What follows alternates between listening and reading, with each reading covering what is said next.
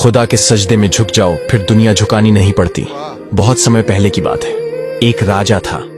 उसका राज्य बहुत बड़ा था। दौलत की कोई कमी नहीं थी, लेकिन उसके जीवन में एक कमी थी, उसे कोई संतान नहीं थी।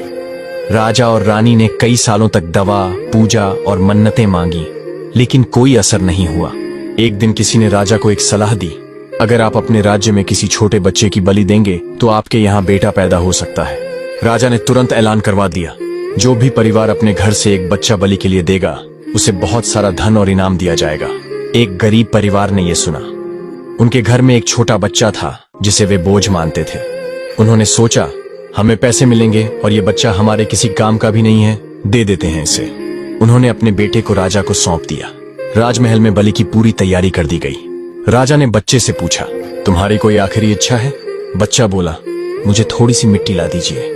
राजा ने मिट्टी मंगवाई। बच्चे ने उस मिट्टी से 4 छोटे छोटे घर बनाए, फिर 3 घरों को पैरों से गिरा दिया और चौथे के सामने हाथ जोड़कर बैठ गया।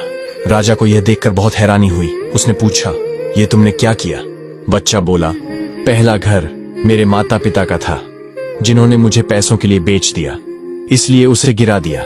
दूसरा घर मेरे रिश्तेदारों का था, उन्होंने माँ बाप को रोका नहीं, चुप रहे, उन्हें भी गिरा दिया।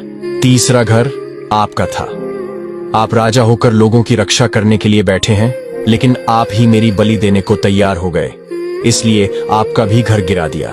चौथा घर मेरे खुदा का है, अब मैं उसके सामने झुक गया हूँ, अब सब कुछ वही संभालेगा। राजा ये सब सुनकर चुप रह गया। उसका दिल भर आया, उसकी आंखों में आंसू आ गए। वह सोचने लगा, अगर बलि देने के बाद भी मुझे बेटा नहीं हुआ तो? अगर ये मासूम बच्चा सच में खुदा की तरफ से भेजा गया इम्तिहान है? फिर राजा उस बच्चे के पास गया, उसे गले से लगा लिया और सबके सामने कहा, आज से ये बच्चा मेरा बेटा है, मेरा वारिस। कहानी से सीख, जिसके सामने सिर झुका दो, अगर वो खुदा है तो फिर कोई ताकत आपका बुरा नहीं कर सकती। इंसानों की अदालत में इंसाफ देर से मिलता है, पर खुदा की अदालत हर आंसू का हिसाब रखती है। अगर आपके दिल में भी कोई ऐसी कहानी है जो दूसरों तक पहुंचना चाहते हैं, तो बेझिझक उसे कमेंट में जरूर लिखें। शायद अगली कहानी आपकी हो। अगर आपको ये कहानी अच्छी लगी हो तो वीडियो को ज्यादा से ज्यादा शेयर करें, ताकि ये बात हर किसी तक पहुंचे।